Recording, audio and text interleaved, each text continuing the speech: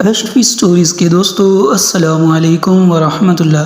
جی تو میرے پیارے دوستو، آج کی ویڈیو میں ہم آپ کو دنیا کا وہ پہلا دردناک واقعہ بتائیں گے اور حضرت امام حسین نواسہ رسول صلی اللہ علیہ وآلہ وسلم کی دردناک شہادت کے بارے میں بتائیں گے۔ تو پیارے دوستو، اس ویڈیو کو مزید ڈسکس کرنے سے پہلے آپ لوگوں سے درخواست ہے کہ اگر آپ نے ابھی تک ہمارے چینل کو سبسکرائب نہیں کیا تو ہمارے چینل کو سبسکرائب کر دیں اور بیل آئیکن کو بھی پریس کر دیں تاکہ آپ کو اس طرح کی اسلامی اور معلوماتی ویڈیو بر وقت مل سکے۔ پھر دوستو، واقعہ کربلا تاریخ اسلام کا وہ پرسوز واقعہ ہے جو قیامت تک نہیں بھلایا جا سکتا، جس میں نواسہ رسول حضرت امام حسین رضی اللہ تعالی عنہ شہید کر دیے گئے۔ یزید خلیفہ کے مسند پر برجمہ ہو چکا تھا اور اس کے لیے سب سے بڑا خطرہ اللہ اور اس کے رسول اور دین اسلام پر ڈٹ جانے والے حضرت امام حسین رضی اللہ تعالی عنہ تھے، جنہوں نے نانا کے حق دین پر مر مٹنے اور اسے بچانے کی قسم کھا رکھی تھی۔ یزید سمجھ رہا تھا کہ والد اور بھائی کی شہادت کے بعد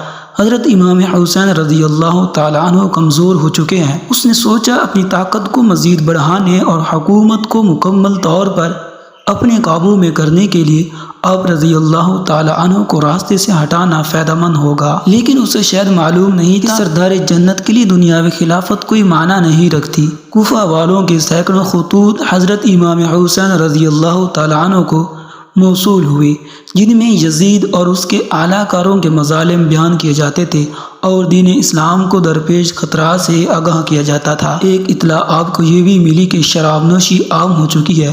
اپنے والد امیر المؤمنین حضرت علی رضی اللہ تعالی عنہ کی جائے شہادت پر جانے اور اپنے لوگوں کی رہنمائی کے لیے آپ نے مدینہ سے کوفہ جانے کا فیصلہ کر لیا۔ چنانچہ رجب سن 60 ہجری کو آپ رضی اللہ تعالی عنہ اپنے 72 ساتھیوں کے ساتھ مدینہ سے کوفہ کی طرف روانہ ہوئے۔ براستہ مکہ حضرت امام حسین رضی اللہ تعالی عنہ اپنے 18 اہل بیت اور 50 اصحاب رضی اللہ تعالی عنہ کے ساتھ کربلا پہنچے۔ 8 ذی الحجہ کو اب رضی اللہ تعالی عنہ کو کوفہ والوں کی شکنی کا اندازہ اس وقت ہو چکا تھا جب آپ نے اپنے چچا زاد بھائی مسلم بن عقیل کی شہادت کی خبر سنی، لیکن آپ نے اپنا سفر جاری رکھا۔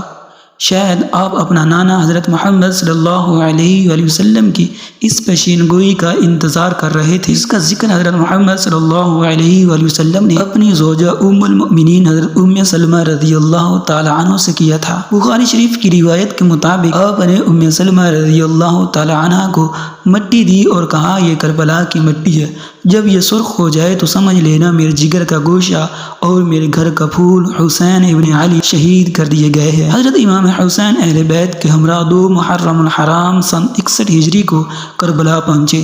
بعض روایات میں آتا ہے کہ جب آپ کی سواری کربلا کے ریگستان میں پہنچی تو آپ کے گھوڑے پر ایک عجیب سی کیفیت طاری ہو چکی تھی، جیسے وہ یہاں سے آپ کو لے کر دور بھاگنا چاہتا ہو۔ آپ نے پوچھا، یہ کون سا مقام ہے؟ تو معلوم ہوا یہ سرزمین کربلا ہے۔ آپ نے ارشاد فرمایا، قافلوں کو یہاں روک دیا جائے، یہیں پر قیام کریں گے۔ اصحاب نے آپ کے حکم کی تعمیل کی اور کربلا کے بنجر ریگستان میں خیمے لگا دیے۔ امام حسین رضی اللہ تعالی عنہ کی دعا آپ نے آسمان کی طرف دیکھ کر اللہ سے دعا کی، اے اللہ میرے نانا کے دین کی حفاظت فرما اور اسے زندہ اور آباد رکھ۔ آپ کو اطلاع مل چکی تھی کہ آپ کے چچا زاد بھائی حضرت مسلم بن عقیل، جن کو آپ نے اپنا سفیر بنا کر کوفہ بھیجا تھا، وہاں کے حالات معلوم کر کے آپ کو خبر دیں، لیکن ان کو انتہائی بے دردی کے ساتھ آپ کے پہنچنے سے پہلے شہید کر دیا گیا تھا۔ کوفہ کے لوگ جو آپ کو بار بار خطوط بھیج رہے تھے، کوفہ کے گورنر ابن زیاد کے خوف یا لالچ سے حضرت مسلم بن عقیل کو تنہا چھوڑ چکے تھے اور وہ کوفہ کی گلیوں سے بالکل ناواقف تھے۔ ابن زیاد کے ایک سپہ سالار نے ان کو امان کا وعدہ دے کر گرفتار کیا اور بعد میں انہیں کوفہ کے محل کی چھت سے دھکا دے کر شہید کر دیا گیا۔ اپنے چچا زاد بھائی کی شہادت کا صدمہ اور کوفہ والوں کی بے وفائی کا افسوس آپ کو آگے بڑھنے پر مجبور کر رہا تھا، اور مقصد اتنا بڑا تھا کہ آپ پیچھے ہٹ نہیں سکتے تھے اور ترتیب کچھ یوں تھی کہ سب سے آگے پہلے خیمہ حضرت عباس رضی اللہ تعالی عنہ کا تھا۔ یہ ایسے شہید ہیں جو غازی کہلاتے ہیں۔ عباس حضرت علی رضی اللہ تعالی عنہ کی دوسری بیوی ام البنین سے ہیں۔ حضرت عباس رضی اللہ تعالیٰ عنہ کربلا کے میدان میں حضرت امام حسین رضی اللہ تعالیٰ عنہ کی فوج کے علم بردار تھے۔ یزیدی فوج 3 محرم الحرام کو امام حسین رضی اللہ تعالیٰ عنہ کی فوج کے راستے میں پڑاؤ ڈال چکی تھی۔ حالات کشیدگی کی طرف جا رہے تھے۔ حضرت امام حسین رضی اللہ تعالیٰ عنہ نے اپنے اصحاب اور اہل بیت کو اکٹھا کیا۔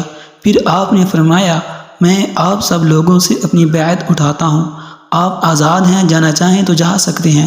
سب نے کہا کہ ہم آپ پر جان نثار کریں گے، اپنے خون کے آخری قطرے تک دین حق کے لیے لڑیں گے، لہذا اب 2 راستے تھے، یا واپس چلے جائیں یا حق پر رہتے ہوئے جنگ لڑیں۔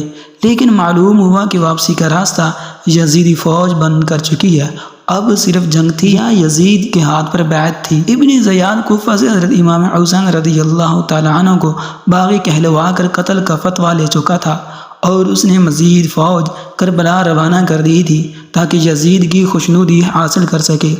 روایات کے مطابق حضرت امام حسین رضی اللہ تعالیٰ عنہ کے 72 افراد کے مقابلے میں ابن زیاد نے 4 محرم سن 61 ہجری کو بہت بڑی فوج کا لشکر لے کر کوفہ سے روانہ ہو گیا۔ حضرت امام حسین کے ساتھ یزیدی فوج کے مذاکرات جاری تھے۔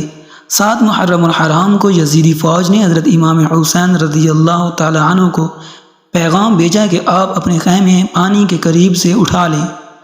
امام حسین رضی اللہ تعالیٰ عنہ نے پانی بند کرنے کا یہ ظلم اس لیے برداشت کر لیا کہ کہیں بعد میں لوگ یہ نہ کہیں کہ حضرت امام حسین اور یزیدی فوج نے تنازع پانی کا کیا اور اسی بنا پر لڑائی ہوئی۔ آپ نے ظلم برداشت کیا اور اپنے اصحاب کے ساتھ خیموں کو پانی سے دور لے گئے۔ تپتی صحرا میں سب لوگ پانی کی پیاس سے تڑپنے لگے۔ لوگوں نے پانی کا تقاضا کیا، لیکن یزیدی فوج نے امام حسین رضی اللہ تعالیٰ عنہ پر پانی بند کر دیا تھا۔ امام حسین رضی اللہ تعالیٰ عنہ کسی صورت بھی یزید کے ہاتھ پر بیعت کرنے کو تیار نہ تھے۔ آپ نے فرمایا، ہمارا راستہ چھوڑ دو، ہم کوفہ یا کہیں اور چلے جاتے ہیں۔ لیکن یزیدی فوج کسی بدقسمت جانور کی طرح طاقت کے نشے میں چور تھی۔ اس کے سربراہ نے کہا، 2 ہی راستے ہیں، آپ یا تو بیعت کر لیں یا جنگ کے لیے تیار ہو جائیں۔ بعض روایات کے مطابق 9 محرم الحرام کو یزید کی فوج میں مزید جنگجو شامل کر دیے گئے تھے، جو حضرت امام حسین رضی اللہ تعالیٰ عنہ کی فوج کے 72 جانثاروں سے جنگ کرنے کربلا میں آئے تھے۔ 9 محرم الحرام کی رات حضرت امام حسین رضی اللہ تعالیٰ عنہ کو یقین ہو گیا کہ یزیدی فوج آپ کا خون بہانے کے درپے ہیں۔ آپ نے اپنے تمام اصحاب اور اہل بیت کو اکٹھا کیا اور فرمایا، آپ میں سے جو جانا چاہے جا سکتا ہے۔ دشمن اپنے لیے جہنم خریدنا چاہتا ہے۔ میری خواہش ہے کہ میرے نانا کی امت جہنم سے بچ جائے، لیکن وہ ہمارے خون کے پیاسے ہیں۔ روایات میں آتا ہے کہ حضرت امام حسین نے روشنی مدھم کروا دی کہ اگر کوئی جانا چاہے تو چلا جائے۔